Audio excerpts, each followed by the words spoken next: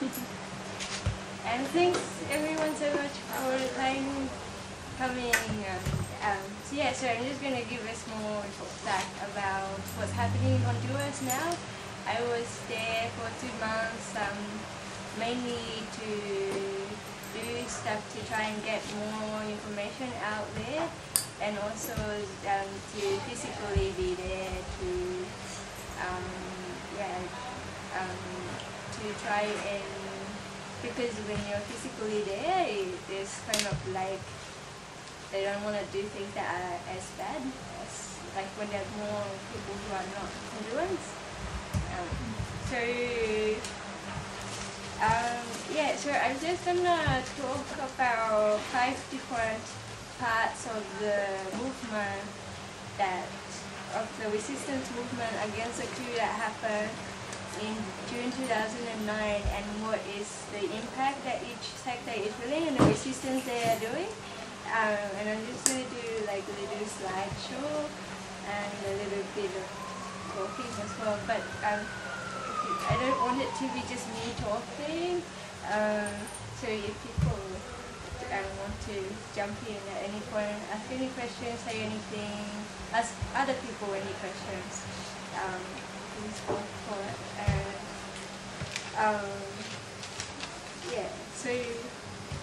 So we're going to start talking about farmers.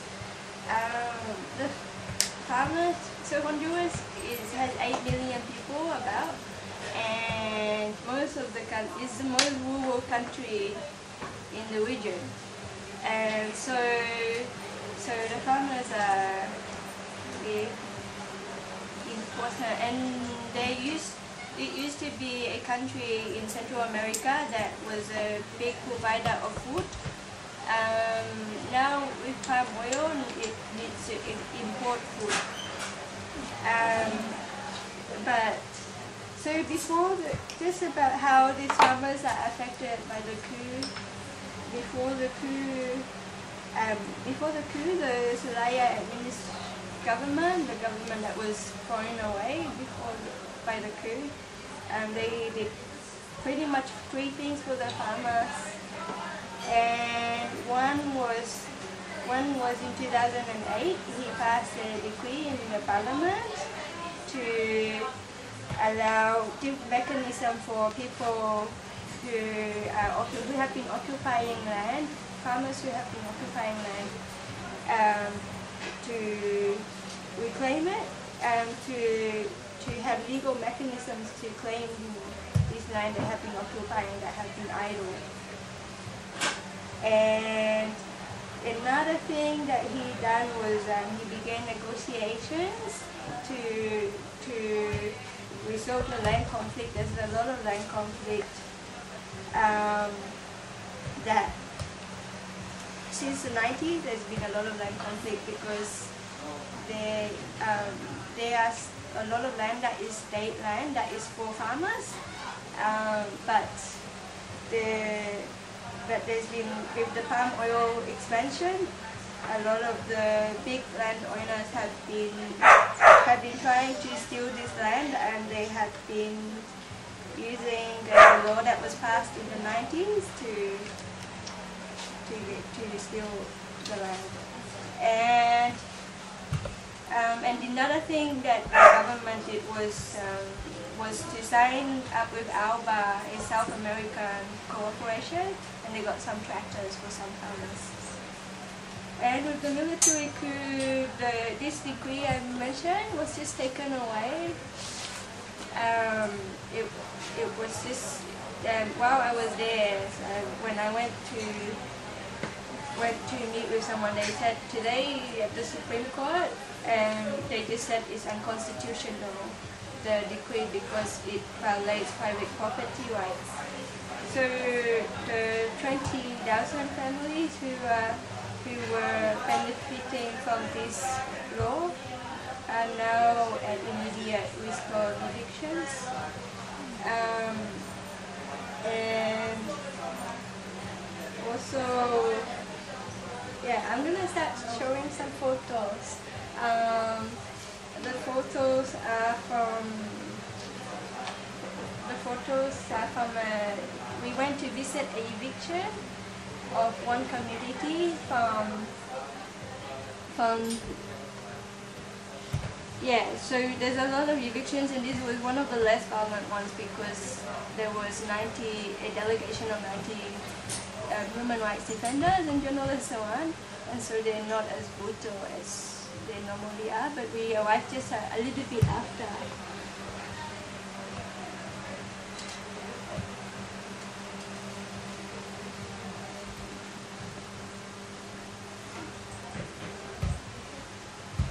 So this is farm, like, yeah, you see lots and lots of palm trees.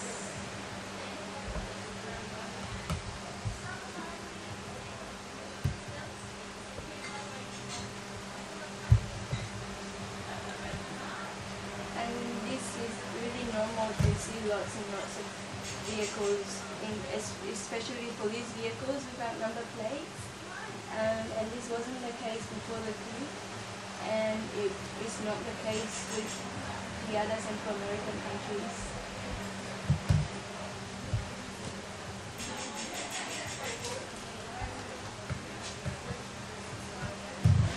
And you can see people were living in these provisional houses that they made with sticks and plastic. And so they have the bare minimum, and they have, yeah, they don't have much.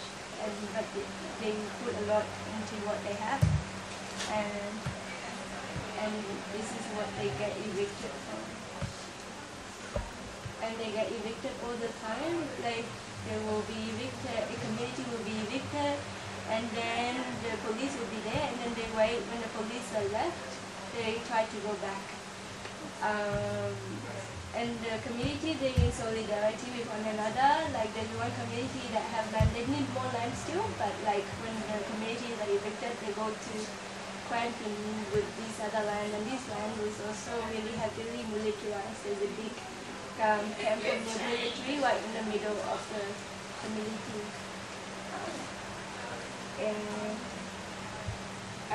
So yeah. Yeah, I just put this sign because it keeps going, and that just tells me that the slideshow has finished.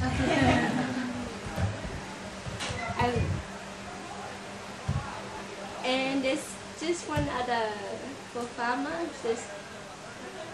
So like since the coup, they have also been, so in April last year there was 5,000 police soldiers who just converge into the area, to the region, this one region in the north of the country, and they completely militarized it during negotiations. And in these negotiations, the farmers signed with the government that the government will buy this land of the big landowners who do not own this land. And they haven't even fulfilled this dodgy agreement that they're not entitled to. Like, they don't own the land, so how could they be paid for it? But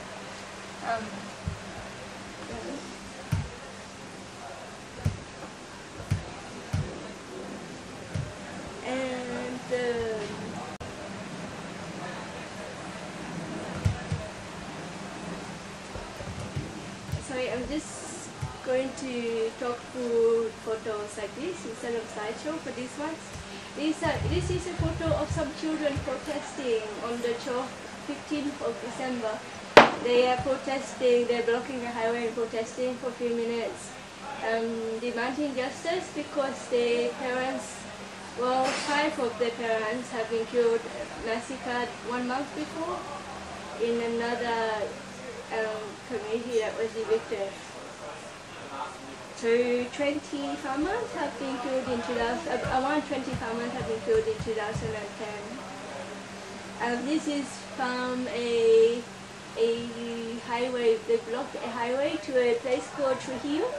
They blocked this highway for 2 weeks, and that's a really, and it's to a major banana port. So it's a really big achievement that they blocked it for 2 weeks. And we went to visit them as well, and we were expecting eviction when we visited them, but they didn't. that didn't happen at that point. This is just like they have like a camp there because they were occupying 24/7. So there are people who come here and watching it. So it was around Christmas time. So it was quite a victory.